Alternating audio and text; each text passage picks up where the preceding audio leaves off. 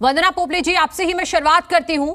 एक तरफ पहलवान ये कह रहे हैं कि इस मामले में सिर्फ एफआईआर दर्ज हुई है, उसके बाद दिल्ली पुलिस सक्रिय नहीं दिख रही है, तो दूसरी तरफ ब्रजभूषण शरण ये आरोप लगा रहे हैं कि शाहीन बाग की तरह ही ये मामला बढ़ रहा है।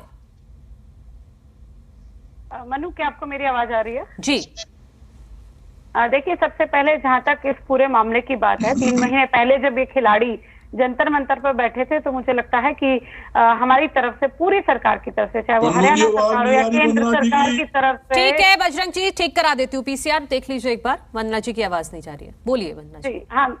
हम सभी सपोर्ट में सामने आए और जैसे उनकी डिमांड थी, उनकी डिमांड के हिसाब से कमेटी बना दी गई और कमेटी में भी जो सदस्य रखे गए, वो जो चाहते थे सदस्य उनको रखे गए। सरकार की तरफ से 5 सदस्यीय कमेटी बनी, तो आईओए की तरफ से भी 7 सदस्यीय कमेटी बनी। लेकिन जिस प्रकार से अभी पिछले दिनों में हमने देखा कि दोबारा से खिलाड़ी धरने पे बैठे, तो मैं ये कहना चाहती हूँ कि हमारी सरकार खिलाड़ियों के साथ है।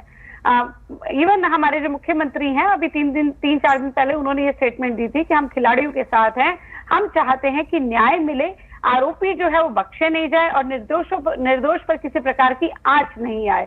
लेकिन सबसे बड़ी बात यहाँ पर है कि सुप्रीम कोर्ट की इंटरवेंशन की वजह से ये एफआईआर लॉन्च हो चुकी है। एफआईआर लॉन्च होने के बाद फर्स्ट इंफॉर्मेशन रिपोर्ट है, तो उसके बाद जो है जांच होगी, पुलिस भी जांच करेगी। नहीं, पहलवान ये पूछ रहे हैं कि एफआईआर दर्ज हो गई, ठीक है, 2 एफआईआर दर्ज हुई हैं, लेकिन दिल्ली पुलिस ने किया क्या अब तक? अभी तक कोई स्टेटमेंट नहीं लिया। देखिए, एक दिल्ली पुलिस ने 7 लोगों की कमेटी बनाई है, क्योंकि ये केस जो है 2012 का, 15 का, तकरीबन 12 साल का बता रहे हैं। और साथ के साथ एक चीज और बताना चाहूंगी मनु, कि कहीं ना कहीं इसको विदेश से भी कनेक्ट किया जा रहा है कि विदेश में भी यौन शोषण हुआ है, तो उसके तार विदेशों से भी जुड़े हुए हैं, तो उसकी पूरी जांच हो रही है। और एक बड़ी बात जो मुझे पता चली है मीडिया रिपोर्ट्स के थ्रू ही, जो निकलकर सामने आई है, कि कोई भी जो ऐसा कोई साक्ष्य नहीं प्रस्तुत कर पाए, यहाँ पर साक्ष्य प्रस्तुत होंगे, फिर लोगों से क्वेश्चन किए जाएंगे, तभी वो आगे चलेगा। और अगर कोई आरोपी है तो उसको अरेस्ट भी किया जाएगा, लेकिन उससे पहले अरेस्ट कर लिया जाए। इनकी एक डिमांड थी कि एफआईआर लॉन्च की जाए, वो एफआईआर लॉन्च कर ली जाए। और मुझे लगता है कि जांच तो होनी चाहिए। मुझे लगता है मनु, आप हो, मैं हूं, बजरंग दास जी हैं, सभी लोग यहाँ पर बैठे हैं, कोई भी ये नहीं चाहेगा कि कोई भी आके आरोप लगाए और फटाफट से आपको अरेस्ट कर लिया जाए। तो जांच तो होनी चाहिए। मामला क्या है वो भी देखा जाता है ना वंदना जी। पॉक्सो एक्ट तो पता ही होगा आपको, मामला भी तो देखा जाता है ना।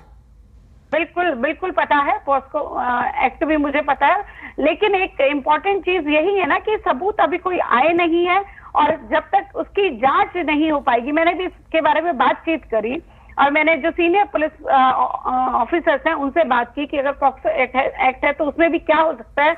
बोले अगर कोई सामने साक्ष्य आ चुके हैं, और आरोप गंभीर तो है ही क्योंकि वो इस एक्ट के मध्य आ चुका है, और अगर साक्ष्य आ चुके हैं, बयान दर्ज हो चुके हैं, तो इमीडिएटली अरेस्ट हो जाता है। तो जांच के बाद ही अगर लगता है कि कहीं पर अभी कोई साक्ष्य नहीं आए हैं, अभी कोई बयान नहीं हुए हैं, तो जांच के बाद ही अरेस्ट होती है। तो ऐसा तो नहीं कि बैठे बिठाए किसी को भी आप अरेस्ट कर लेंगे।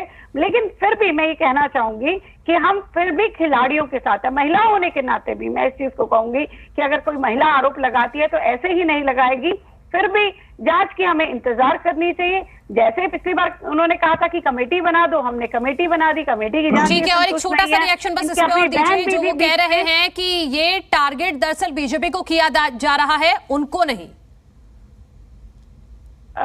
मनु, मुझे लगता है कि ये तो पूरे देश को दिखाई दे रहा है कि क्या चीजें हो रही है। ना खिलाड़ी खराब है, ना किसान खराब थे, लेकिन उनके पीछे की जो धूर्त ताकतें हैं वो हमारे को पता है। कौन है? अभी मैं सुन पा रही थी, राकेश टिकैत जी आज गए हुए थे और बाकी लोग कांग्रेस के, बाकी आम आदमी पार्टी के सभी लोग वहां पर पहुंच रहे हैं। मनु, आपसे मेरे से आप बहुत सारे प्रश्न पूछती हैं, एक प्रश्न मैं आज आपसे पूछ लूं। आप जो इतने सारे प्रश्न पूछ रही हैं, ये प्रश्न आपको कहाँ से मिले हैं? क्या बीजेपी हेड ऑफिस से मिले हैं?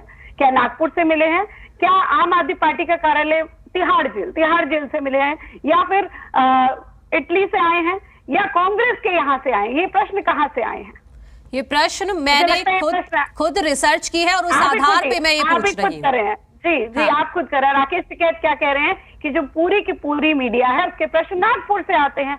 तो ये अगर आप आरोप स्वीकार करते हैं और आपको रिजाइन कर देना चाहिए, तो मांग इनको भी कर लेनी चाहिए कि राकेश टिकैत जी सही कह रहे हैं और मनु तेवतिया को जो है रिजाइन कर देना चाहिए क्योंकि आरोप जो बिल्कुल सही है। तो मतलब ये मीडिया को नहीं छोड़ रहे, ये सरकार को नहीं छोड़ रहे, आते ही सीधा मोदी ठीक है, चलिए उस पे नहीं जाते हैं, उस पे नहीं जाते हैं अभी वंदना जी।